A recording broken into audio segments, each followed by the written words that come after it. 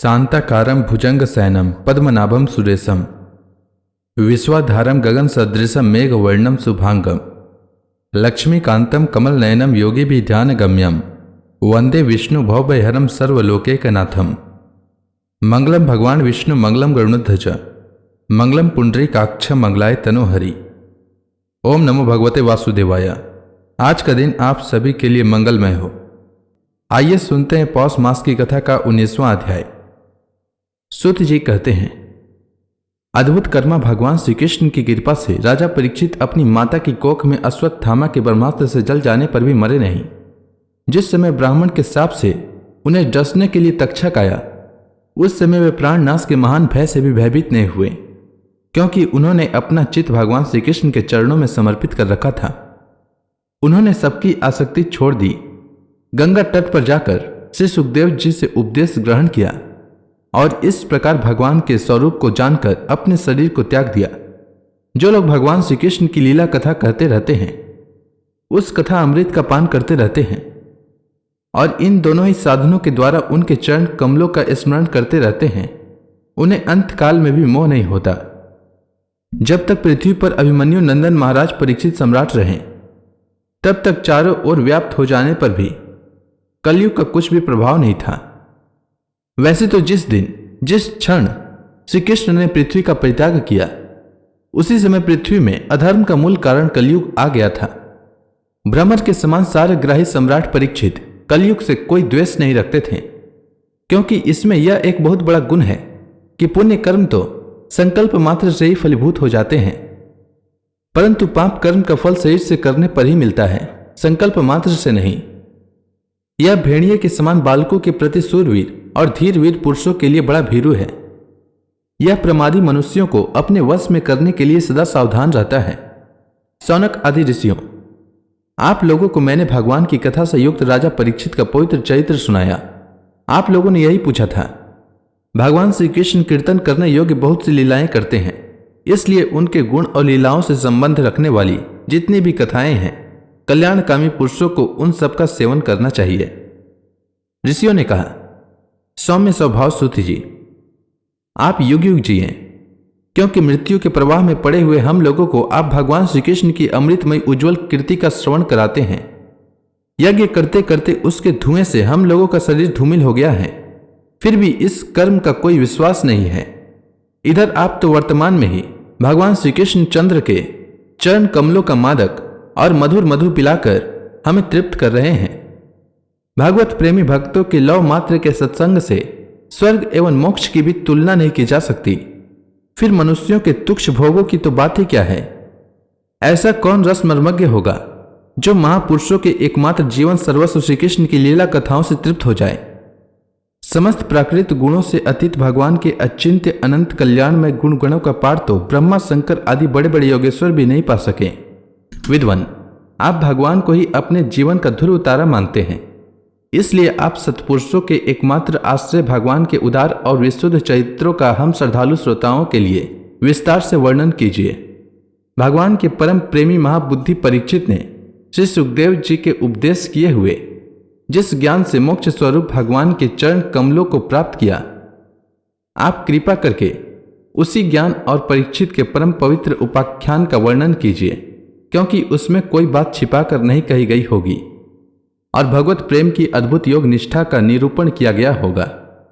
उसमें पद पद पर भगवान श्री कृष्ण की लीलाओं का वर्णन हुआ होगा। भगवान के प्यारे भक्तों को वैसा प्रसंग सुनने में बड़ा रस मिलता है।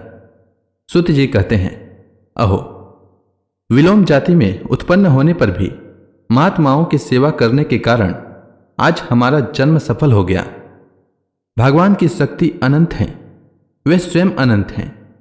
वास्तव में उनके गुणों की अनंतता के कारण ही उन्हें अनंत कहा गया है।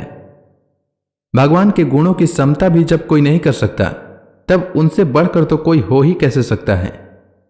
उनके गुणों की यह विशेषता समझाने के लिए इतना कह देना ही पर्याप्त है कि लक्ष्मी जी अपने को प्राप्त करने की इच्छा से प्रार्थना करने वाले ब्रह्मादि देवताओं को छोड़कर भगवान के न चाहने पर भी उनके चरण कमलों की रज का ही सेवन करती हैं। ब्रह्मा जी ने भगवान के चरणों का प्रक्षालन करने के लिए जो जल समर्पित किया था, वही उनके चरण नखों से निकलकर गंगा जी के रूप में प्रवाहित हुआ। यह जल महादेव जी सहित सारे जगत को पवित्र करता है। ऐसी अवस्था में त्रिभुवन में श्री कृष्ण के अतिरिक्त भगवान शब्द का दूसरा और क्या अर्थ हो सकता है?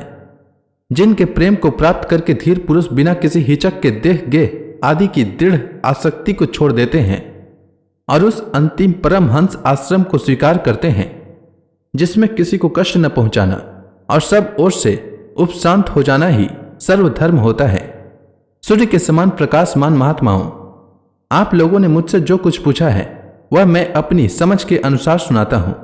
जैसे पक्षी अपनी शक्ति के अनुसार आकाश में उड़ते हैं, वैसे ही विद्वान लोग भी अपनी अपनी बुद्धि के अनुसार ही श्री कृष्ण की लीला का वर्णन करते हैं। एक दिन राजा परीक्षित धनुष लेकर वन में शिकार खेलने गए हुए थे। हरिणों के पीछे दौड़ते दौड़ते वे थक गए और उन्हें बड़े जोर की भूख और प्यास लगी। जब कहीं उन्हें कोई जलाशय नहीं मिला तब वे पास के ही एक ऋषि के आश्रम में घुस गए। उन्होंने देखा कि वहां आंखें बंद करके शांत भाव से एक मुनि आसन पर बैठे हुए हैं। इंद्रिय प्राण मन और बुद्धि के निरुद्ध हो जाने से वे संसार से ऊपर उठ गए थे। जागृत स्वप्न सुसुप्ति तीनों अवस्थाओं से रहित निर्विकार ब्रह्म रूप तुरीय पद में वे स्थित थे। उनका शरीर बिखरी हुई जटाओं से और कृष्ण मृग चर्म से ढका हुआ था। राजा परीक्षित ने ऐसी अवस्था में उनसे जल मांगा क्योंकि प्यास से उनका गला सूखा जा रहा था। जब राजा को वहां बैठने के लिए तिनके का आसन भी न मिला, किसी ने उन्हें भूमि पर भी बैठने को न कहा। अर्घ्य और आदर भरी मीठी बातें तो कहां से मिलती। तब अपने को अपमानित सम्मान कर वे क्रोध के वश हो गए। सौनक जी, वे भूख प्यास से छटपटा रहे थे, इसलिए एकाएक उन्हें ब्राह्मण के प्रति ईर्ष्या और क्रोध हो आया। उनके जीवन में इस प्रकार का यह पहला ही अवसर था। वहां से लौटते समय उन्होंने क्रोधवश धनुष की नोक से एक मरा सांप उठाकर ऋषि के गले में डाल दिया और अपनी राजधानी में चले आए। उनके मन में यह बात आई कि इन्होंने जो अपने नेत्र बंद कर रखे हैं, सो क्या वास्तव में इन्होंने अपनी सारी इंद्रिय वृत्तियों का निरोध कर लिया है, अथवा इन राजाओं से हमारा क्या प्रयोजन है। यह सोचकर इन्होंने झूठ मूठ समाधि का ढोंग रच रखा है। उन समीक मुनि का पुत्र बड़ा तेजस्वी था। वह दूसरे ऋषि कुमारों के साथ पास ही खेल रहा था। जब उस बालक ने सुना कि राजा ने मेरे पिता के साथ दुर्व्यवहार किया है, तब वह इस प्रकार कहने लगा, ये नरपति कहलाने वाले लोग कितना अन्याय करने लगे हैं। भगवान श्री कृष्ण के परम धाम पधार जाने पर ये मर्यादा तोड़ने वाले हो गए हैं। मेरा अब तपोबल देखो। अपने साथी बालकों से इस प्रकार कहकर क्रोध से लाल लाल आंखों वाले उस ऋषि कुमार ने कौशिकी नदी के जल से आचमन करके अपने वाणी रूप वज्र का प्रयोग किया। कुलांगर परीक्षित ने मेरे पिता का अपमान करके मर्यादा का उल्लंघन किया है, इसलिए मेरी प्रेरणा से आज से 7वें दिन उसे तक्षक सर्प डस लेगा। इसके बाद वह बालक अपने आश्रम पर आया और अपने पिता के गले में सांप देखकर उसे बड़ा दुख हुआ और वह रोने लगा। विप्रवर सौनक जी, सुमिक मुनि ने अपने पुत्र का रोना चिल्लाना सुनकर धीरे धीरे अपनी आंखें खोली और देखा कि उनके गले में एक मरा सांप पड़ा है। उसे फेंक कर उन्होंने अपने पुत्र से पूछा, बेटा तुम क्यों रो रहे हो? किसने तुम्हारा अपकार किया है? उनके इस प्रकार पूछने पर बालक ने सारा हाल कह दिया। ब्रह्मर्षि समीक ने राजा के शाप की बात सुनकर अपने पुत्र का अभिनंदन नहीं किया। उनकी दृष्टि में परीक्षित शाप के योग्य नहीं थे। उन्होंने कहा, ओह मूर्ख बालक, तूने बड़ा पाप किया। खेद है कि उनकी थोड़ी सी गलती के लिए तूने उनको इतना बड़ा दंड दिया। तेरी बुद्धि अभी कच्ची है। तुझे भगवत स्वरूप राजा को साधारण मनुष्यों के समान नहीं समझना चाहिए, क्योंकि राजा के दुस्सह तेज से सुरक्षित और निर्भय रहकर ही प्रजा अपना कल्याण संपादन करती है। जिस समय राजा का रूप धारण करके भगवान पृथ्वी पर नहीं दिखाई देंगे, उस समय पाप बढ़ जाएंगे और लोगों का नाश हो जाएगा। राजा के नष्ट हो जाने पर धन आदि चुराने वाले चोर जो पाप करेंगे, उसके साथ हमारा कोई संबंध न होने पर भी वह हम पर भी लागू होगा, क्योंकि राजा के न रहने पर लुटेरे बढ़ जाते हैं और वे आपस में मारपीट करते हैं। साथ ही पशु, स्त्री और धन संपत्ति भी लूट लेते हैं। सम्राट परीक्षित तो बड़े ही यशस्वी और धर्म धनुर्धर हैं। उन्होंने बहुत से अश्वमेध यज्ञ किए हैं और वे भगवान के परम प्यारे भक्त हैं। वही राजर्षि भूख प्यास से व्याकुल होकर हमारे आश्रम पर आए थे। वे साप के योग्य कदापि नहीं हैं। इस नासमझ बालक ने हमारे निष्पाप सेवक राजा का अपराध किया है। सर्वात्मा भगवान कृपा करके इसे क्षमा करें। भगवान के भक्तों में भी बदला लेने की शक्ति होती है, परंतु वे दूसरों के द्वारा किए हुए अपमान, धोखेबाजी और मारपीट का कोई बदला नहीं लेते। महामुनि समीक को पुत्र के अपराध पर बड़ा पश्चाताप हुआ।